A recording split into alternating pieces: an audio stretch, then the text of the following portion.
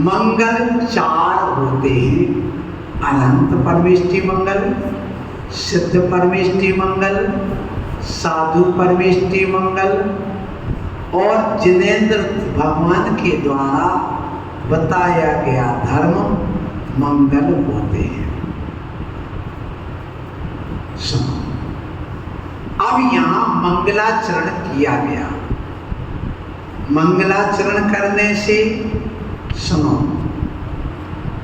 शास्त्र की निर्विघ्न समाप्ति होती है, कोई विघ्न बाधा नहीं आती है और स्वाध्याय के फल की प्राप्ति होती है। ये अपन ने समझ लिया है। अब तीन भुवन में सार, तीन भुवन माने तीनों लोकों में सारभूत वस्तु क्या है? वीतराग विज्ञानता है। वीतराग विज्ञानता का अर्थ क्या है? केवल ज्ञान। वीतराग विज्ञान का सम्यक ज्ञान नहीं, वीतराग विज्ञानता का अर्थ केवल ज्ञान तीनों लोकों में सारभूत है और वही केवल ज्ञान शिव स्वरूप है, माने मोक्ष रूप है।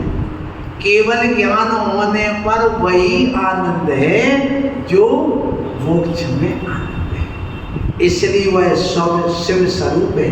शिवकार अर्थात केवल ज्ञान ही हमें मोक्ष को करने वाला अर्थात देने वाला है।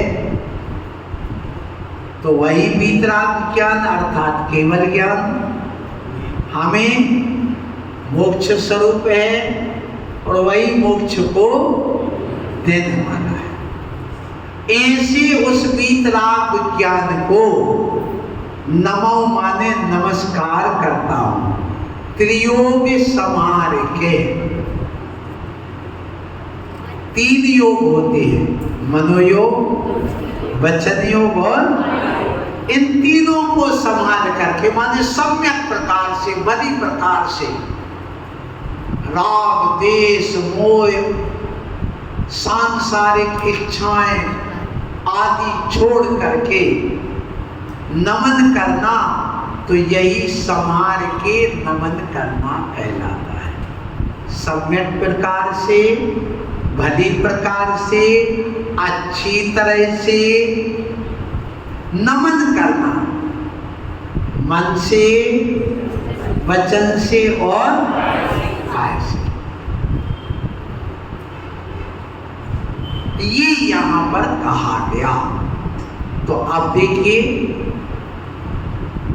वीतराग किसे कहते हैं? जिनका राग बीत गया है। हमारे भगवान अरागी नहीं होते, हमारे भगवान वीतरागी होते। अरागी कहने से जिनके राग था ही नहीं, त्रैकालिक शुद्ध जो है वे कहलाते हैं अरागी। और जिनका अनंत काल से निगोद में रहे और वहां से निकल करके व्यवहार राशि में आए, मनुष्य बने और वैराग्य धारण किया, सम्यक दर्शन, सम्यक ज्ञान, चारित्र धारण किया और उस राग का हनन कर दिया, तो वो कौन बन गए? वीतरागी। अब बताइए, प्रत्येक जीव अनादि काल से रागी द्वेषी मोही है कि नहीं है? उसने सम्यक को प्राप्त करके, वेद विज्ञान को प्राप्त करके, सम्यक ज्ञान प्राप्त करके, सम्यक चारित्र प्राप्त करके क्या बना? तो हमारे भगवान वीतरागी हैं कि अरागी? वीतरागी। ये हमेशा ध्यान रखो। अब चलिए, ऐसे उस वीतराग विज्ञान को मैं नमस्कार करता हूं, अर्थात केवल ज्ञानी वीतरागी जिनेंद्र देव को मैं नमस्कार करता हूं, ये इसका भाव हो गया। अरागी का अर्थ जिनके राग नहीं है वे अरागी। ऐसा कोई अरागी कोई हो ही नहीं सकता। जिनके राग पहले ना था, ना है, ना होगा, वो कौन है? अरागी। ऐसा कोई जीव है नहीं है। लेकिन आज एक पढ़ाया जाता है, हमारी आत्मा तो त्रैकालिक शुद्ध बुद्ध है। ये पढ़ाते कि नहीं? हमारी आत्मा त्रैकालिक शुद्ध बुद्ध नहीं है। हमारी आत्मा निश्चय नय से शुद्ध है, व्यवहार से अशुद्ध है। ये अचेतन आगम है। हजारों जगह आचार्य कुंद कुंद स्वामी आदि ने यही कहा है। इसलिए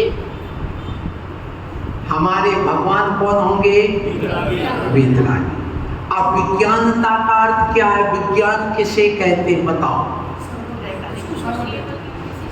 ज्ञान में और विज्ञान में क्या अंतर है? सुनो, सुन लो, लिख लो। ज्ञान किसे कहते हैं? आत्मा का वह गुण जिससे पदार्थ को जाना जाता है, उसे ज्ञान कहते हैं। आत्मा का वह गुण जिससे पदार्थ को जानते हैं या जाना जाता है, उसे ज्ञान कहते हैं। एक ज्ञान सिर्फ आत्मा में होता है, जड़ में नहीं होता। इसलिए ज्ञान आत्मा का फल है। अब ये तो हो गई ज्ञान की बात।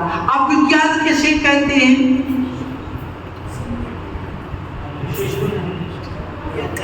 सुनो,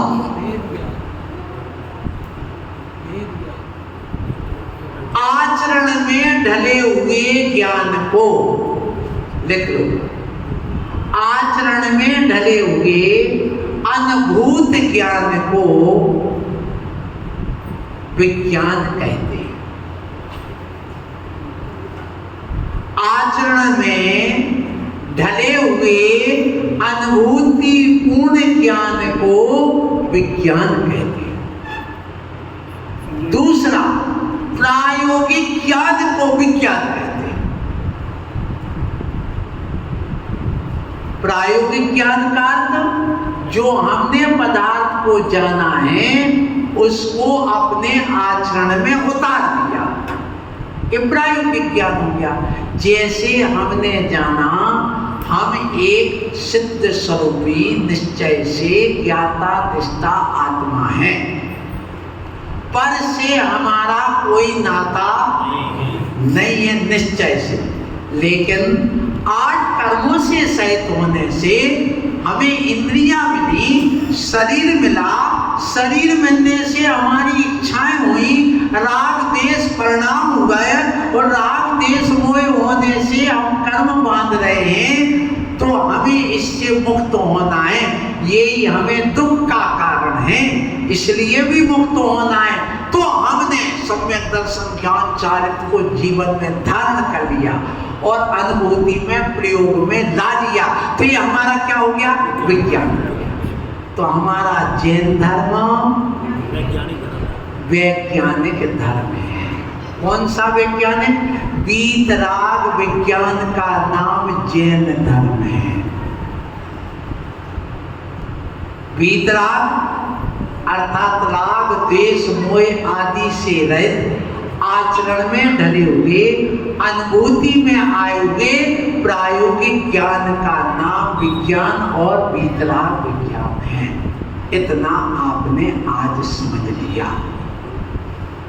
अब जे त्रिभुवन में जीवे अनंत, सुख चाहे दुख ते भय बंद, ताते दुख हारी सुख कार, कहे सीख गुरु करुणा धार। अब देखो, जे त्रिभुवन में जीव इस संसार में जीव कितने हैं? त्रिभुवन माने 3 लोक में जीव कितने हैं? अनंत। वे क्या चाहते हैं? सुख चाहते। प्रत्येक संसारी प्राणी के लिए इष्ट क्या है? सुख। अब सुख के साधनों को ढूंढता है भाई। अब सुख के साधन क्या है? तो सुख के साधन माता पिता है, सुख का साधन पैसा है, सुख का साधन मकान है, सुख का साधन भोजन है, सुख का साधन पत्नी है, सुख का साधन बच्चे हैं। ये सब इंद्रिय सांसारिक सुख का कारण है। ये अस्थायी है, ये छूट जाते हैं। ये सुख देने के बाद नियम से दुख देते हैं। क्या कहा? शादी करी, इंद्रिय सुख होगा, प्रविचार किया, गर्भ हो गया। अब देखिए, आपने 10 मिनट इंद्रिय सुख होगा, अब 10 महीने तक क्या होगा? गर्भ धारण करोगे तो सुख मिलेगा कि तो बताओ? दुख ही मिलेगा, बीपी बढ़ेगा, 1 महीना होते उल्टियां आएंगी, चक्कर आएंगे, फिर इसके बाद में पेट में दर्द होगा, वो भार सहन नहीं होगा, जब प्रसूति होगी फिर दुख होगा, तो उसका फल क्या मिला?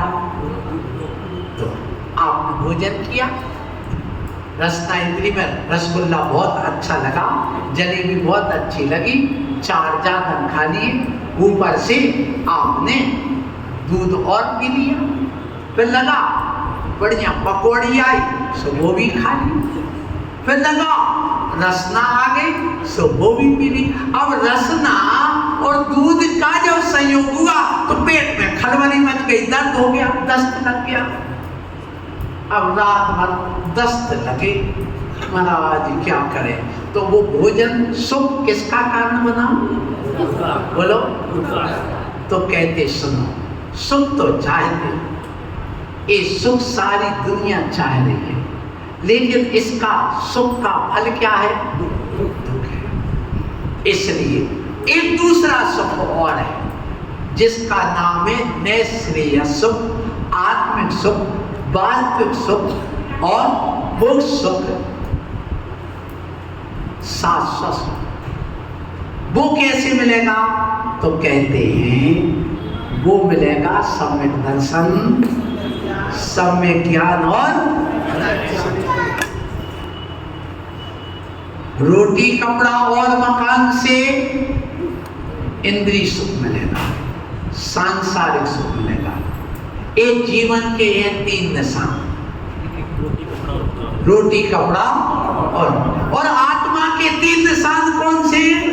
सम्यक दर्शन, ज्ञान, चारित्राणि, मोक्ष मार्गा। यही अपने आत्मा के सुख के कारण। तो यहाँ इंद्रिय सुख की बात नहीं, कौन से सुख की बात है? आत्मा के सुख की बात है। उसको प्राप्त करना है, क्योंकि दुख ते भयबन, सारे जीव दुख से दुखी हैं, भयभीत डरे हुए, ताते दुख हारी, ताते माने इसलिए दुख हारी आने दुख को हरने वाली और सुखकारी, सुख को देने वाली। कहें सीख गुरु, गुरु करुणा करके देते, कसाई करके दे। क्या कहा? गुरु शिक्षा देते हैं करुणा करके, दया करके, के कसाई करके। बताओ। तो गुरु करुणा करके आपको उपदेश दे रहे, देंगे। आज इतना ही है। एक पद और करके मैं वाणी को विराम दे रहा हूँ, क्योंकि समय पूरा हो रहा है। ताई सुनो भवि मन तेरे आन, जो चाहो अपनो कल्याण, मोह महामद पियो अनान, भूले आपको मत पानी। गुरु करुणा करके उपदेश दे रहे हैं, ताही सुनो। इसलिए हे भविजन, मन को स्थिर करके आप सुनो। जो चाहो अपनो कल्याण। यदि कल्याण आत्मा का सुख, परमात्मा का सुख, वास्तविक सुख, नैसर्गिक सुख चाहते हो तो सुनो। गुरु करुणा करके उपदेश दे रहे हैं। क्या सुनो? क्या कहा भगवान ने? हम दुखी क्यों हैं? तो कहते मोह महामद, मोह रूपी मदिरा पीती। तुम सब शराबी बैठे हो। कौन बैठे हो? महाराज हम शराबी हैं, बिल्कुल सब शराबी बैठे हैं। मोह रूपी शराब। कौन सी शराब पी ली है? मोह रूपी शराब पी ली है। इसलिए सुबह से उठ करके मैं कैसी हो गई, मेरी भौएं कैसी हो गई, ये ओंठ कैसे काले काले हो रहे हैं, मुझसे बदबू आ रही है। चलो ऐश करना चाहिए। मैं कितनी अच्छी लग रही हूँ, मैं कितना अच्छा लग रहा हूँ, मेरी पर्सनालिटी देखी, मैं कितना स्मार्ट हूँ। ये सब क्या है? मोह की मदिरा है।